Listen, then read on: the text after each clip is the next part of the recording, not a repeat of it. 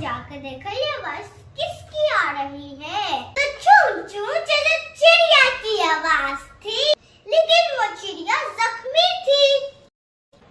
चाचा चिंटू ने सोचा चिड़िया की मरहम पट्टी की, उसको पानी पिलाया और दीवार पर रख दिया।